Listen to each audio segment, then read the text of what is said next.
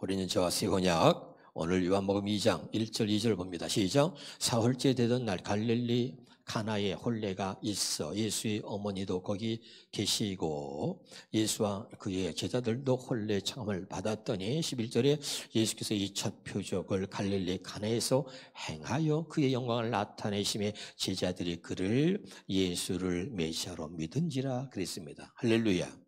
자, 오늘은 갈릴리의 비밀입니다. 무슨 비밀이요? 자, 갈릴리의 비밀인데 왜 갈릴리라고 하는 곳에서 예수님이 첫 번째 표적을 행하셨는가? 이 갈릴리는 무슨 의미가 있는가? 제가 여러분 누차하겠습니다. 성경은 아무런 의미 없이 기록되어진 곳이 없다 그랬습니다. 근데 왜 갈릴리 가나의 혼인잔치에 예수님이 사역을 하시면서 첫 번째 표적을 행한 곳이 그 사흘째 되던 날에 도착한 곳이 갈릴리였고 왜 그곳에서부터 사역이 시작되고 첫 표적을 행하셨는지 이게 너무나 중요합니다. 자, 이사야서 9장 1절입니다. 시작. 전에 고통받던 자들에게 뭐라 그랬어요?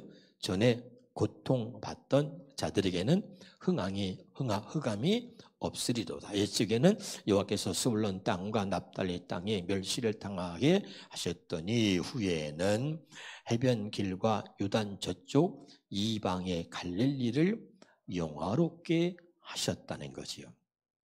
갈릴리는 여러분 이 세상을 의미하고 있는 것입니다. 그래서 여러분 이 갈릴리는 흑암이 있는 곳, 사망의 그늘진 곳, 이렇게 이 갈릴리를 이야기할 때는 흑암과 사망의 그늘이 있는 곳이라 이렇게 우리가 말하는 거예요. 그럼 이 갈릴리를 왜 이방의 갈릴리라고 했는가? 이 아수르에게 멸망을 당하고 그들이 포로로 끌려갔다가 그러고선 온 곳이기 때문에 이 갈릴리에는 특별히 또 이방 사람들이 많이 있던 곳이 이 갈릴리입니다. 그럼 이 말씀의 의미는 뭐냐? 예수님이 첫 번째 표적을 갈릴리에서 행하신 것은 예수님은 유대인만을 구원하러 오신 것이 아니라 이방인부터 시작해서 모든 인류를 구원하러 오셨다는 것을 우리에게 가르쳐 주고 있는 메시지인 겁니다. 알아듣고 있나요? 그래서 이 갈릴리라고 하는 것은 이 세상을 말하고 있는 것인데 욥기서 10장 21절 22절부터 시작. 내가 돌아오지 못할 땅 곧 어둡고 죽음의 그늘진 땅으로 가기 전에 그리 하옵소서. 22장 땅은 어두워서 흑암 같고 죽음의 그늘이 져서 아무 구별이 없고 광명도 흑암 같으니이다. 이 세상은 죄악으로 가득 차서 이 세상을 갈릴리라고 표현하고 갈릴리를 표현할 때 흑암 같고 죽음의 그늘이 져 있다. 광명도 흑암 같다. 이렇게 표현하고 있는 것입니다. 이사야서 9장 2절입니다. 시작. 흑암에 행하던 백성이 큰 빛을 보고 사망의 그늘진 땅에 거주하던 자에게 빛이 비치도다. 모든 사람의 죄를 범하였으며 하나님의 영광에 이르지 못하더니 이 세상의 모든 사람들은 다 죄인입니다. 사망의 음침한 골짜기를 걸어가고 있는 죄인입니다. 흑암이 가득한 곳 이 세상인 것입니다. 그런데 이 세상에 한 줄기 빛으로 오신 분이 누구냐? 바로 우리 주 예수 그리스도지요. 믿으십니까? 그 얘기를 하는 거예요. 그래서 빛이도다. 이게 얼마나 여러분 감격스러운지 몰라. 왜 하나님께서 첫 번째 이 육신돼서 이 땅에 오셔가지고 첫 번째 표적을 행하신 것이 이 갈릴리였을까 말이에요. 여기에 또 깊은 하나님이 주시는 은혜가 있는 줄로 믿으시기 바랍니다. 지금 볼 때마다 얼마나 감격이 되는지 몰라요. 자, 이사야서 거기 보니까 우리 이제 지금 읽었는데요. 자, 거기 좀 봅시다. 11장 10절입니다. 시작. 그날에 이새의 뿌리에서 한 싹이 나서 누구예요? 예수 그리스도를 지금 말하고 있는 거예요. 자, 만민의 기초로 설 것이요 열방이 그에게로 돌아오리니 그가 거한 곳이 영화로우리다. 할렐루야. 그러니까 주님이 구한 것이, 주님이 갈릴리 오시면 갈릴리가, 이방의 갈릴리가 영화롭게 되리라. 아멘이죠.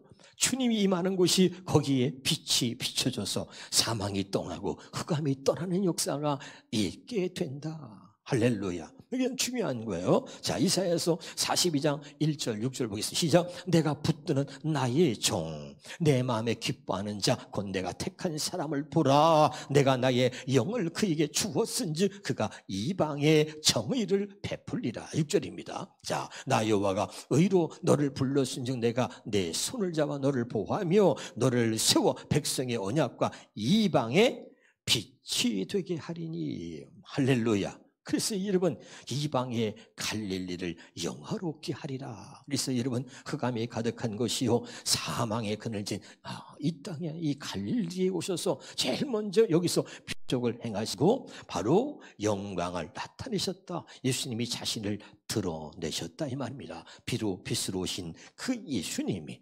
할렐루야, 그 어둠이 가득하고 사망이 음침한 이 골짜기, 바로 이 갈릴리 땅, 이 세상에 오셔서 빛으로 오셨다 이 말입니다. 이방의 빛이 되게 하리니 그랬는데요. 자, 이걸 좀 더 구체적으로 마태복음에서 정확하게 설명합니다. 마태복음 4장 14절 17절에 봅니다. 지금까지 이야기한 모든 것들의 결론적으로 봅니다. 시작. 이는 선지자 이사야를 통하여 하신 말씀을 이루려 하심이라 일렀으되. 아까 이사야는 뭐죠? 아까 뭐라 했어요? 이방을 갈릴리, 이방의 갈릴리를 영화롭게 한다 그랬잖아요. 자, 스불론 땅과 납달리 땅과 요단강 저편 해변 길과 이방의 갈릴리요. 16절에 흑암에 앉은 백성이 큰 빛을 보았고 사망의 땅과 그늘에 앉은 자들에게 빛이 빛이었도다 하였느니라. 17절. 이게 뭐예요? 이때부터 예수께서 비로소 전파여 이르시되 회개하라 천국이 가까이 왔느니라 하시더라. 이게 빛이죠. 빛이 비춰진 거죠. 자, 갈릴리에 제일 먼저 주님이 오셔서 그 갈릴리 혼인잔치에 오셔서 첫 번째 표적을 행하심으로 당신의 영광을 나타내셨다. 예수 그분이 누구신가를 드러내셨다. 그랬더니 사람들이 예수가 메시아임을 믿게 됐다 이 말이죠. 아멘이죠. 갈릴리는 지금 우리가 거하는 곳입니다. 세상을 말합니다. 어둠이 가득한 곳, 흑암의 세력이 가득한 곳입니다. 여기에 예수님이 오셔서 이제 복음을 전파하심으로 빛이 비춰지게 되므로 이제 정말 그곳이 영화로운 이방의 갈릴리가 영화롭게 되리라 하고 이사야 선지가 예언하신 것들이 이루어지는 거죠. 지금 오늘 깨달으시기를 주 이름으로 축원합니다. 자, 그래서 갈라디아 3장 8절에 보겠습니다. 자, 시작. 이방을 구원하려 하여 먼저 아브라함에게, 자, 시작. 또 하나님이 이방을 믿음으로 말미암아 의로 정하실 것을 성경에 미리 알고 먼저 아브라함에게 복음을 전했다. 그래서 하나님이 말이죠, 아브라함에게 먼저 복음을 전했다 그랬잖아요. 그 아브라함이 먼저 복음 전한 이유가 뭐죠? 자, 이방을, 유대인만이 아니라 이방을 믿음으로 말미암아 의롭게 여기시려고, 그러니까 이방인들을 저와 여러분을 믿음으로 말미암아 구원하시려고 먼저 하나님께서 아브라함에게 복음을 전했다. 그래서 여러분, 이 갈릴리, 특별히 이방 사람들이 많이 있었던 곳, 이 갈릴리, 아까 세상을 말한다 그랬어요. 흑암이 가득한 곳, 그 사망의 음침한 골짜기에 주님이 오셔서 이방의 갈릴리를 영화롭게 하려고 오셔서 그곳에 빛으로 오셔서 빛을 비추신 사건이 바로 이 혼인잔치의 포도주 사건이라는 거 기억하시기를 주 이름으로 축원합니다. 할렐루야. 자, 그럼 중요한 게, 자, 이 갈릴리 세상을 말한다 그랬습니다. 세상의 인간 뭐라 했어요? 박이라 그랬잖아요. 자, 한번 따라합시다. 포도주가 떨어질 수밖에 없는 혼인잔치. 그게 이 땅에서 일어나는 혼인잔치입니다. 잘 들으셔야 됩니다. 지금부터. 세상의 혼인잔치는요, 포도주가 떨어질 수밖에 없는 잔치고 포도주가 늘 떨어질 수밖에 없는 거예요. 그런데 이 포도주는 떨어져서는 안 되는 거거든요. 안 되는데 포도주가 떨어진 거죠. 굉장히 중요합니다. 전도서 10장 9절 19절에 봅니다. 시작. 잔치는 실학을 위하여 베푸는 것이요 포도주는 생명을 기쁨 기쁘게 하는 것이다. 믿으면 아멘. 이게 혼인잔치의 포도주는요, 우리의 생명을 기쁘게 하는 거야. 이게 이 포도주는 떨어져서는 안 되는 것입니다. 그러면 이제 이게 무엇을 의미하는지 잘 또 들으셔야 돼요. 다시 한번 이사야서 24장 11절부터 보겠습니다. 시작. 거리마다 포도주를 달라고 아우성치는 소리가 가득하지만, 왜? 포도주는 우리의 생명에 기쁨을 주는 거야. 그런데 포도주가 떨어졌단 말이에요. 그러니까 포도주를 달라고 아우성치는 소리가 가득하지만 포도주가 없으니 모든 기쁨이 온통 슬픔으로 변했다. 믿으면 아멘. 자, 13절에 보겠습니다. 13절에 다시. 그날에 이 같은 재난이 온 땅과 온 세상 만민에게 일어날 것이다. 자, 제가 여러분 언젠가 이런 얘기 했어요. 성령은요, 우리에게 주시는 성경을, 택한 자에게 성경을 하나님 보여주시면서 무슨 은혜를 주시냐면요, 한번 따라합시다. 미리 보기 은혜. 미리 보기 은혜. 알았어요? 한번 내가 얘기했었죠? 미리 보기 은혜 주시는 거예요. 그래서 미래에 일어날 일들, 앞으로 일어날 일들 미리 보기 은혜를 주시는 거예요. 자, 모세가 이스라엘 백성들의 홍해 앞에서 말이죠. 야, 뒤에는 애굽의 군대가 쫓아와, 앞에는 홍해가 가로막고 있어. 우리는 매장지 없어. 여기서 뭐라고 다 죽이려고 그러느냐? 막 난리가 났는데요. 야, 모세가 뜬금없이 이런 말이에요. 지금부터 내 말을 잘 들어라. 너희는 두려워하지 말고 가만히 있어서 여호와께서 오늘 우리를 위해서 행하시는 구원을 보라.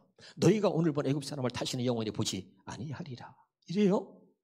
이게 무슨 말이에요? 그런데 그게 출애굽기 13절에 있는 말씀인데요.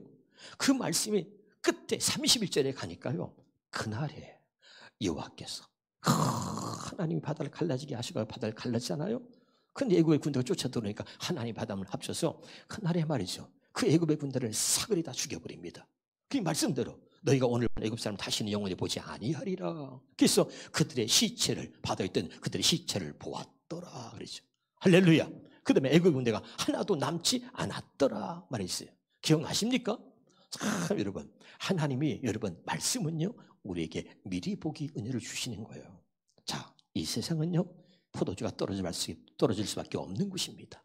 근데 이 포도주가 떨어져서는 안 되는 거야. 그래서 떨어지면 안 되는 많은 사람들이 이 포도주를 찾아서 포도주를 달라고 아우성을 쳐. 기쁨이 슬픔으로 변해서 온 세상이 다 그렇게 될 것이다, 이러고 있는 거죠. 그런데 이 혼인잔치의 포도주가 떨어졌습니다. 여기에 누가 오셨느냐면 예수님이 오신 거죠. 오늘 이것이 어떤 의미가 있는지 확실하게 오늘 깨달을 수 있기를 주의 이름으로 축원합니다. 할렐루야. 자, 그러면서 다시 말해요, 이 갈릴리가 뭐예요? 세상입니다. 이 포도주가 여기 떨어진 거예요. 그래 보세요. 자, 잘 들으셔야 됩니다. 누가복음 5장 37절 38절 시작. 새 포도주를 낡은 가죽 부대에 넣는 자가 없나니 만약에 그렇게 하면 새 포도주가 부대를 터뜨리고 포도주가 쏟아지고 부대에도 못 쓰게 되리라. 새 포도주는 새 부대에 넣어야 할 것이니. 여러분, 예수님은요, 자, 새 포도주를 주려고 오신 겁니다. 자, 제가 여러분 오전에 말씀을 이거 1탄부터 지금 7탄까지 이 혼인잔치와 새 언약에 대해서 이걸 시리즈로 들어야 금방 깨달아지는 거예요. 아멘이요? 사흘째 되던 날 시내산에서 하나님이 내려오셔가지고 이스라엘 백성과 첫 번째 언약을 맺었는데 이 언약은 흠이 있었다. 왜? 그 하나님과 우리 사이 중간에 사람이 있었어요. 그래서 하나님의 말씀을 사람에게 전해서 그 사람이 모세가 말씀을 받아서 주의 백성들에게 전했단 말이죠. 그래서 여러분 이것을 갖다가 율법은 약점을 가진 사람을 제사장으로 세웠다, 이렇게 만드는, 사람이 만든 포도주. 사람이 여러분 목사가 아무리 설교를 잘해도 그 말씀이 여러분 은혜 받았다고 아무리 날려도 아이고 나는 안 속아. 일주일도 못 가요. 일주일도 못 가. 어떤 사람 하루도 못 가. 기분 나쁘면 감정 상하면 그냥 또 뒤집잖아요. 그게 우리의 모습이다. 그러니까 오늘 이걸 통해서 첫 번째 언약, 우리가 율법으로 살았던 우리들의 모습을 보여주는 거죠. 아멘. 이것은 언제나 우리가 아무리 혼인잔치를 할지라도 아무리 그래도 이건 포도주가 떨어질 수밖에 없어. 사람이 만든 포도주는 떨어지는 거죠. 그런데 예수님이 사흘째 되던 날, 자, 하나님이 사람의 몸을 입고 육신을 입고서 이 땅에 오셨어. 첫 번째 표적에. 그리고 표적을 행함으로 당신을 드러내서 나타내셨단 말이에요. 할렐루야. 그래서 이 예수님 오신 것은 우리가 알고 있듯이 두 번째 언약, 새 언약을 이루어 주시려고 오신 것이요. 믿으면 아멘. 그래서 확실하게 오늘 이것을 여러분이 깨달을 수 있길 바라요. 그래서 나는 새 포도주는 새 포도에 담아야 된다. 주님은 우리에게 새 포도주, 떨어지지 않는 새 포도주, 목마르지 아니하는 생수로 오셔가지고 이제 우리에게 이야기하고 있는 겁니다. 그런데 많은 사람들이 안타까운 건 뭐냐? 거기 39절입니다. 묵은 포도주를 마시고 새 것을 원하는 자가 없다. 이런 묵은 것이 좋다 합니다. 또 공동문장이 뭐라 그러죠? 다시 한번 더 봐요. 자, 묵은 포도주를 시작. 또 묵은 포도주를 마셔본 사람은 묵은 것이 더 좋다면서 새 것을 마시려 하죠. 얘는 목사님이 이렇게 옛날에 이렇게 설교할 때 좋았는데 말이야. 계속 복음을 얘기한다고 하면서 안 들어오죠. 이 묵은 포도주가 뭐예요? 첫 번째 언약, 율법이죠. 율법은 뭐죠? 바리새인들이 모든 사람들이 어떻게 했어요? 율법을 지켜서 그것으로 자기의 의를 삼았어. 율법을 지켜서 그것을 자기의 자랑으로 삼았단 말이에요. 그래서 성경은 우리에게 분명히 가르칩니다. 율법의 행위로 의롭게 될 만한 육체가 없다. 아멘이죠? 그러니까 율법으로는 죄를 깨닫는 거다. 율법은 뭐냐? 죄를 깨닫게 하는 것이다. 율법은 뭐냐? 우리를 예수께로 인도하는 것이다. 분명히 하나님이 말씀하고 있는데 마귀가 그걸 감춰놓고 율법을 지켜서 그것을 가지고 스스로 의롭다라고 여기도록 만드는 거야. 이런 사람들은요, 이 묵은 포도주를 맛본 사람은 율법을 지켜가지고 자기 자신을 드러내는 그런 재미로 자기의 자랑, 자기의 의를 드러내는 재미로 묵은 포도주를 먹었기 때문에 이런 사람들은 새 포도주를 먹으려고 하지 않는다 이 말이죠. 아멘이죠? 내가 나타나지 않는데, 내가 드러나지 않는데 내가 그 얘기를 왜 해? 내가 그걸 왜 해? 내가 뭐 하려고 해? 내가 드러나야 되는데 내가 드러나지 않거든요. 깨달으시기를 주 이름으로 축원합니다. 확실하게. 자, 그래서 아주 중요한 얘기를 하는데 이제 주님이 왜 오셨느냐? 두 번째 사흘째 뜻을 왜 오셨느냐? 들어봅시다. 포도주가 떨어지지 않는 혼인잔치. 포도주가 떨어지지 않는 이 혼인잔치를 만들어 주시려고 오신 거예요. 깨달으시길 주 이름으로 축원합니다. 그래서 이사야서 25장 봅니다. 이사야서 25장 6절부터 보겠습니다. 시작. 전능하신 만군의 주께서 이곳 시온 위에 온 세상 만민을 위해 잔치를 베풀 것이다. 맛있는 음식과 잘 익은 최상의 포도주와 기름진 고기들로 풍성한 잔치를 베풀 것이다. 자, 또 주께서는 이곳 시온산에서 그동안 모든 민족들의 얼굴을 덮고 있던 검은 수건을 벗겨주실 것이요 모든 나라들을 덮고 있던 검은 천도 치워버릴 것이다. 정녕 주께서는 죽음을 영영 없애버릴 것이다. 자, 모든 사람들의 얼굴에서 눈물을 말끔히 닦아주시고 주의 백성이 세상에서 당한 모든 수치도 깨끗이 씻어 주실 것이다. 이것은 주께서 하신 말씀이다. 그날에 사람들은 주님을 향해 소리 높여 말하기를 보라, 이분이야말로 우리 하나님이시다. 우리가 이분을 믿고 의지하였더니 이분께서 우리를 구원해 주셨도다. 이분은 우리의 주님이시다. 우리가 믿고 의지했던 바로 그 주님이시다. 이분께서 우리를 구원해 주셨으니 우리가 이제 기뻐하고 즐거워하자 할 것이다. 아멘. 여러분, 포도주가 떨어지지 않는 혼인잔치를 만들어 주시려고 오신 거예요. 다시 한번 6절 봐요. 6절만 봅시다. 6절. 자, 6절 보니까 이렇게 말하고 있어요. 자, 거기 뭐예요? 전능하신 만군의 주께서는 이곳 시온 위에서 온 세상 만민을 위해 잔치를 베푸신다. 이 잔치가 뭐냐? 혼인잔치인데 이 잔치가 뭐냐? 영원히 포도주가 떨어지지 않는 잔치를 만들어 주시려고 하나님이 직접 오시는 거예요. 굉장한 거예요.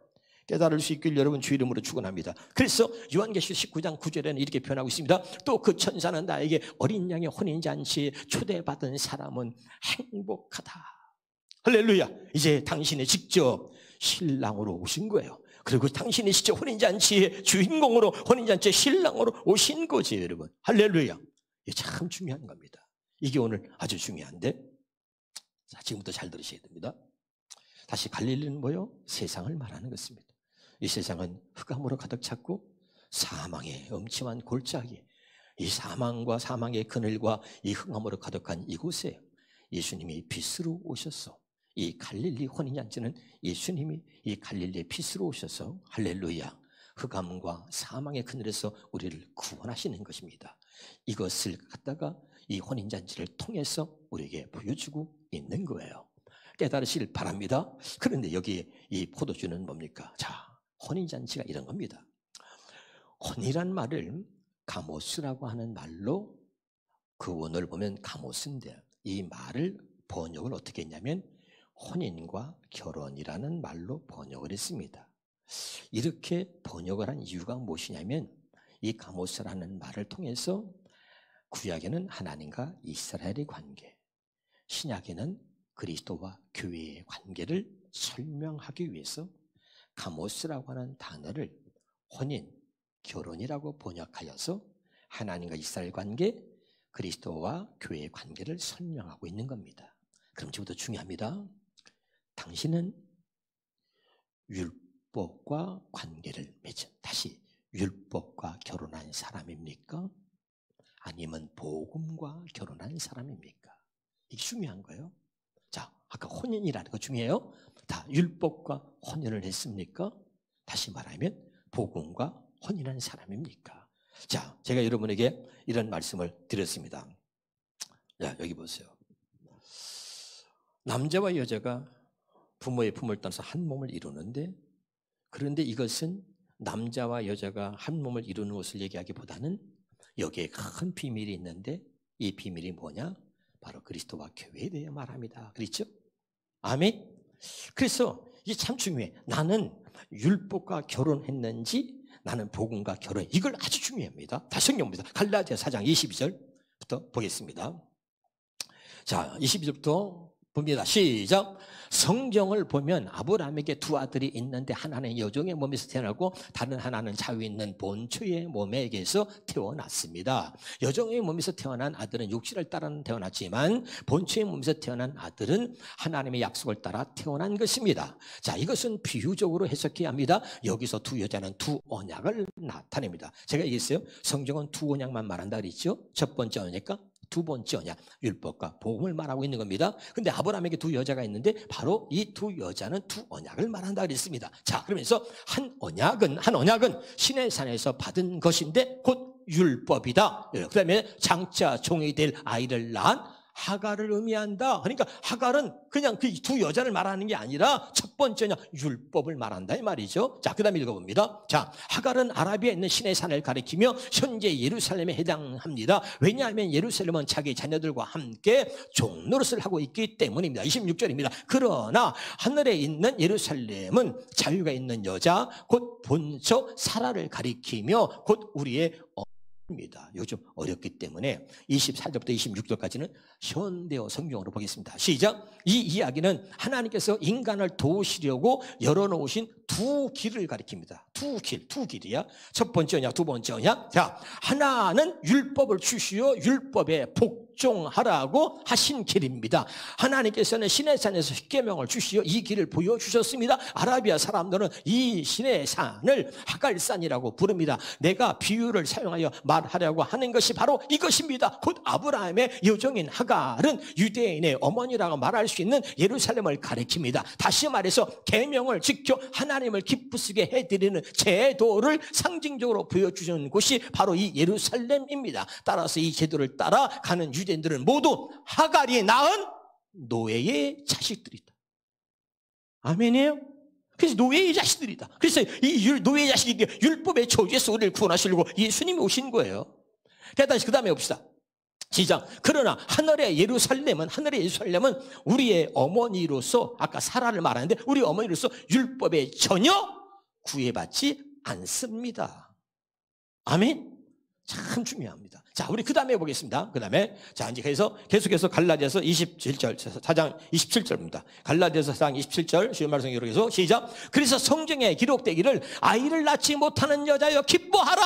이게 뭐예요? 잘 들어요. 굉장히 중요해. 아이를 낳지 못한 여자가 어떻게 기뻐합니까? 해산의 고통을 모르는 여자여 소리를 뼈 외쳐라. 이게 뭐예요? 율법을 지켜서 살아야 되는 사람들.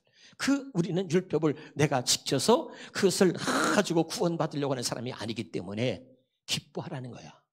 아멘이죠? 이 말이야 지금 중요한 거예요. 율법과 결혼한 사람들은 율법을 제가 지켜서 그것의 열매를 맺으려고 노력하고 있었는데 해산의 고통을 그 정도의 고통을 가지고 그 말씀을 지켜가지고 자기 스스로 의롭게 여기려고 그렇게 애써야 되는데 여기서 뭐야? 너는 율법과 결혼하지 않았다는 거야? 그래서 여러분 이거 뭐야? 아이를 낳지 못하는 여자요 그 하나님의 말씀을 지켜서 스스로 열매를 맺지 못하는 너희들은 기뻐하라는 거야. 지금 알아두고 있습니까? 그러니까 아기를 낳지 못하는 여자여 기뻐하라. 해산의 고통을 모르는 여자여 소리 높여 외쳐라. 홀로 사는 여자의 자녀가, 홀로 사는 여자의 자녀가 남편 있는 여자의 자녀보다 훨씬 더 많을 것이다. 아멘? 이해가 돼요? 율법을 남편으로 가지고 그리고 율법을 지키고 사는 사람보다 앞으로 뭐야? 홀로 사는 여자가 남편인 여자보다 자녀보다 훨씬 더 많을 것이다. 이 복음으로 사는 사람이 훨씬 더 많게 된다 이 말이 앞으로. 알아두고 있습니까? 중요합니다. 자, 그 다음에 한번 계속 보겠습니다. 성경을 좀 더. 이게 여러분 정말 막 가슴에 와 닿아야 돼. 예레미야 31장 32절입니다. 시작. 이 언약은 내가 그들의 조상들의 손을 잡고 애굽 땅에서 인도하여 내던 날에 맺은 것 같지 아니하사 내가 그들의 남편이 되어서도 그들은 내 언약을 깨뜨렸습니다. 여호와의 말씀이다. 나는 율법과 결혼한 사람인지 복음과 결혼한 사람인지 이걸 알아야 돼요. 자, 다시 말씀드립니다. 요한복음 4장 12절을 가지고 여러분에게 설명할 테니까 잘 여러분 좀 들었으면 좋겠어요. 시작. 우리 조상 야곱이 이 우물을 우리에게 주셨고 또 여기서 자기와 자기 아들과 짐승이 다 마셨는데 당신이 야곱보다 더 크니까. 자, 사마리아 수가성 여인이 주님을 만나서 얘기를 하는 거예요. 그랬더니 예수께서 대답해 이르시되 이 물을 마시는 자마 다시 목마르지 아니하려니와 내가 주는 물은 내가 주는 물을 마시는 자는 영원히 목마르지 아니한다. 자, 율법을 가지고 살았던 사람, 율법을 지키고 살았던 사람, 오늘 예수님이 나타나셔가지고 얘기하는 거예요. 지금 아멘이죠. 그래서 우물을 먹고 살았어. 율법을 지키고 살았어. 그런데 내가 주는 말은 영원히 목마르지 아니하리니 내가 주는 물은 그 속에서 영생하도록 솟아나는 샘물이 되리라. 그래서 여자가 15절에 여자가 이래 주여 그런 물이 있어요? 그러면 그런 물을 내게 좀 주세요. 그럼 목마르지 않고 또 여기서 물을 길러 오지 않도록 아니 그런 물 있으면 진짜 나 좀 주세요. 그 얘기하는 거예요. 그런 물을 찾았어. 그런 물을 원했어. 에? 늘 포도주가 떨어지지 않는 포도주를 원했단 말이에요. 자, 그 다음에 봐요. 16절에 이르시되 대답. 아니 갑자기 나는 우리 조상 야곱이 파놓은 이 우물을 먹고 삽니다. 그런데 내가 주는 그 물은 목마르냐? 내가 주는 물은 목마르지 않는다. 영원히 목마르지 않는다. 그러니까 여자가 그런 물이 있으면 저 좀 주세요. 그랬더니 느닷없이 가서 내 남편을 불러와라. 그런데 참 여자가 기가 막혀요. 자, 이게 무슨 말인지 이거 모르면 안 돼 이걸. 알았죠? 여자가 대답하여 이르되 나는 남편이 없나이다. 남편이 없다네? 그 예수께서 이르시되 내가 남편이 없다는 말이 옳도다. 이제는 율법으로 가지고 율법을 남편으로 그 율법을 지키고 살아야 할 때가 아니다 이 말이에요. 알아들어요? 이 말이? 자, 그러니까 여자가 너에게 남편 5 있었고 지금 있는 자도 네 남편이 아니 네 말이 참되도다. 그러면서 그 다음에 봐요. 25절, 26절 봐. 시작. 여자가 이르되 메시아 곧 그리스도라 하는 이가 오실 줄을 내가 아노니 그가 오시면 모든 것을 우리에게 알려. 이 여자는 메시아가 올 걸 기다리고 있었어. 자, 보세요. 여러분, 여러분의 목마름이 메시아를 찾을 수 있기를 주 이름으로 축원합니다. 율법을 지켜서 이 목마름이 해결이 안 돼. 그 목마름이 주님을 기다리고 주님을 찾는 사모하는 마음이 있어야 되는 거죠. 아니 내가 20년 30년 교회를 다녔어. 목사님한테 유명한 목사님 설교를 다 듣고 유명한 목사님에서 부흥이 다 은혜 받았어. 근데도 여전히 포도주가 떨어지고 여전히 은혜가 떨어지고 여전히 목말라. 그럴 때 메시아를 기다리는 사마리아 수가성 여인처럼 주님을 사모하고 주님을 기다리는 모습이 있기를 주 이름으로 축원합니다. 그랬더니 메시아가 오시면 안다는 거야. 얘기했더니 26절입니다. 그랬더니 예수께서 이르시되 네가 말하는 내가 그다 말이죠. 그 얘기하는 거야.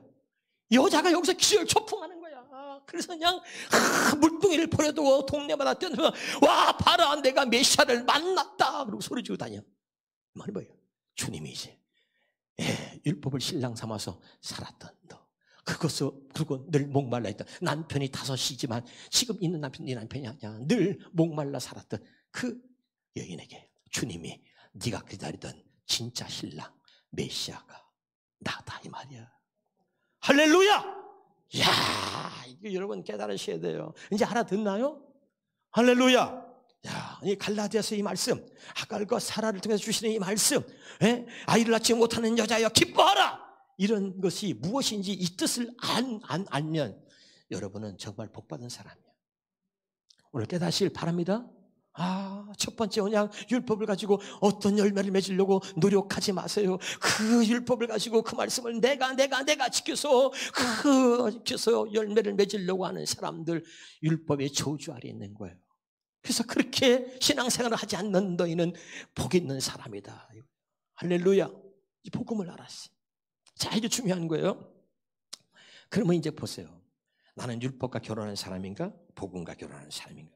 첫 번째 언약으로 나는 결혼해서 율법을 지키고, 그리고 그 말씀을 사람이, 목사가 전하는 그 말씀을 사람이 통해서만 들었어. 그리고 그 말씀을 지키고 살려고 노력하며 살았다는 거예요. 근데 그 포도주는 언제나 떨어져.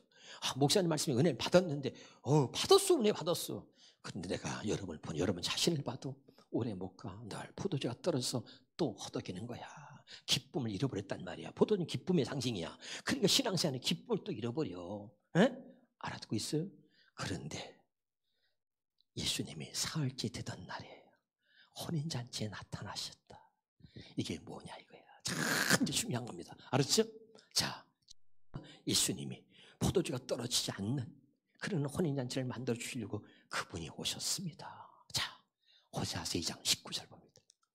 시작. 내가 내게 장가들어 영원히 살되. 누가요? 내가 너에게 장가들어. 하나님이 우리에게 장가들려고 오시는 거야. 아멘? 이게 이제 두 번째 언약이야. 두 번째 언약. 이게 진짜 뭐야? 이 새 언약. 이 진짜 혼인잔치를 얘기하는 거야. 알았습니까?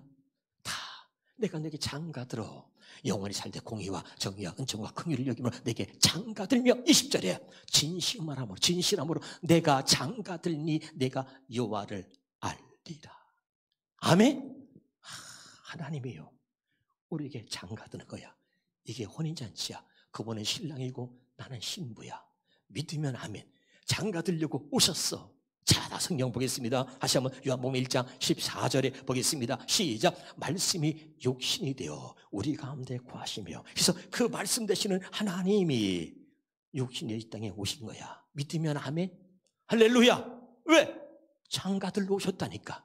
우리와 혼인하시려고 오신 거야. 믿으시길 바랍니다. 마태복음 1장 21절에 보니까 자, 그래서 아들을 낳으니 이름을 예수라 하라. 이는 자기 백성을 그들의 죄에서 구원할 자입니다. 장가를 어떻게 들어? 자, 이러보세요. 우리의 죄를 사셔서 우리를 죄 없는 몸으로 만드셔가지고. 자, 23절입니다. 23절에 시작. 보라 처녀가 잉태하여 아들을 낳을 것이요 그 이름은 임마누엘이라 하리라. 이를 번역한 자 하나님이 우리와 함께 계신다. 믿으면 아멘. 우리와 함께 하나가 되어 사시려고, 우리와 완전히 혼인을 하시려고 우리의 죄를 사하여 주시고 임마누엘로 우리에게 다가오신 거예요. 내가 내게 장가들리니. 아멘. 그래서 혼인잔치의 사흘째 된 날 나타나셔서 이 혼인잔치의 사건을 통해서 새 언약이 무엇인지, 두 번째 언약이 무엇인지 하나님이 우리에게 장가들러 오신 거야. 우리와 혼인하고 오신 바로 예수 그리스도를 우리에게 말씀하고 있다 이 말이에요. 진짜 깨달아져요? 그래서 이 표적을 나타내시면서 그 표적을 통해서 뭐요? 표적을 행하여 그의 영광을 나타내셨다. 자신을 드러내신 거예요. 그랬더니 사람들이 그때 예수가 메시아임을 믿었다. 이 말이 무슨 말일까요? 자, 가장 중요한 겁니다. 에베소 5장 31절 30절 다시 한번 읽겠습니다. 시작. 그러므로 사람이 부모를 떠나 그의 아내가 합하여 그들이 한 육체가 될지니. 이 비밀이 큰데 그리스도와 교회에 대하여 말하노라. 그래서 어떻게 그리스도와 교회가 어떻게 주님과 내가 하나가 되느냐, 어떻게 이 혼인이 이루어지는 것인가. 골로새 2장 10절입니다.